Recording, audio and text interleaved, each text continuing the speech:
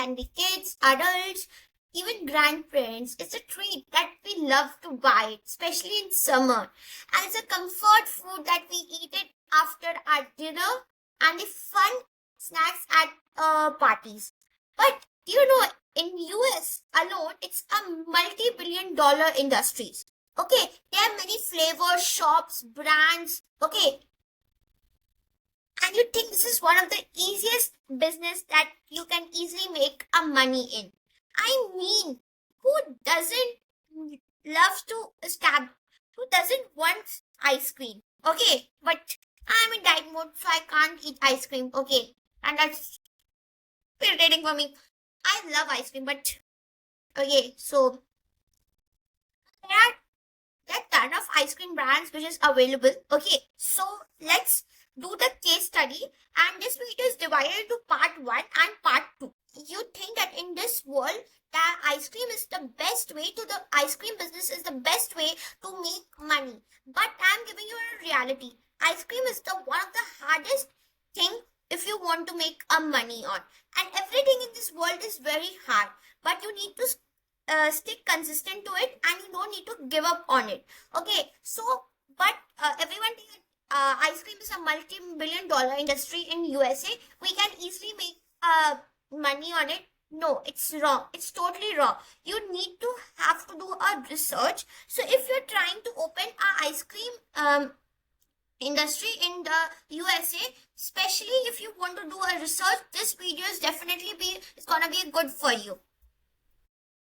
Even on there were basically two big companies like Unilever and Nestle. They spent years buying up on the ice cream brands like Ben and Jerry's, Hagen or Dad's and Breyers. So what their plan included? Their plan included that they need to buy up popular brands, okay, and they need to make the ice cream on a large scale, and they need to cut down the cost, which is gonna help them to boost the profits. So the big companies like Nestle and Unilever make the ice cream more exciting by adding a new flavors, but it failed. So Nestle is thinking to sell their ice cream in 2025, and Unilever has already sold their ice cream company in 2019, and the new owner who has bought the ice cream is by actually taking the debt. So whatever they are making the most money out of it is going to pay their debt, not the profit basically. Unilever, the company behind Dove soap, Hellman mayonnaise and X body spray. In 1990, they thought that ice cream would be the next big thing.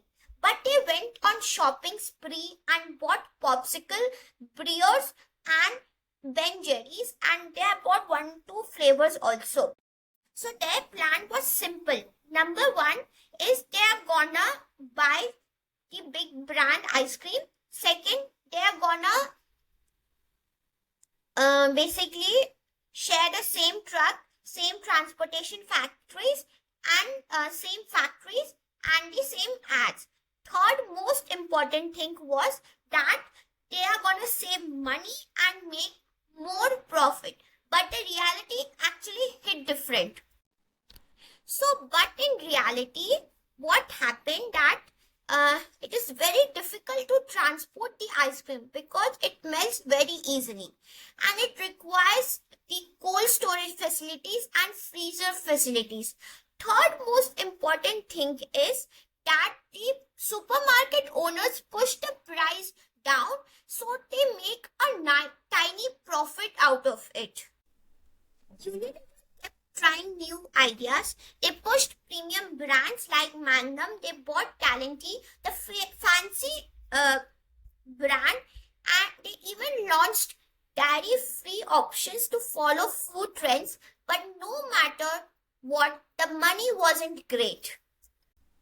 So do you know, basically for 20 years, Unilever tried new product and market, but ice cream sales stayed flat. But In 2023, the sales was almost the same as 20 years ago. Because profits are low, Unilever wants to sell the ice cream business. Even buyers don't want, since making money out of the ice cream is very difficult. So now let's talk about the Nestle, a Swiss giant. They already sell coffee, chocolate, frozen pizza, pet food, you name it. Ice cream seemed like a perfect fit. Now they own basically Hagen Dazs, Dreyer's, and Drumstick. At one point, they were the second biggest ice cream player in the world. But again, the same. The sales drop from the years after year. The only way they make the profit is by shrinking sizes. Their Hagen Dazs pins went from 16 ounces to 14 ounces, but the price stayed the same. So now let's talk about the Nestle, a Swiss giant. They already sell coffee, chocolate, frozen pizza, pet food, you name it. Ice cream seemed like a perfect fit. Now they own basically Hagen Dazs, Dreyer's, and Drumstick. At one point, they were the second biggest ice cream player in the world. But again, the same. The sales drop from the years after year. The only way they make the profit is by shrinking sizes. Their Hagen Dazs pins went from 16 ounces to 14 ounces, but the price stayed the same. It's basically not just about the global giants. Even supermarkets have tried and failed. Kroger, the huge American grocery chain, owned Turkey Hill, one of the top-selling ice cream brands. But in 2019, alas, they sold half of its value. That's how tough this business is. Okay, maybe selling points in grocery store is tough. But what about scoop shops? Places like Cold Stones, Creamery, or Baskin Robbins, surely they must be making good money, right? Not really. Basically, Cold Stone exploded in 2000 with over 1,000 stores, but since 2011, the number has been dropping every year because running one is super expensive.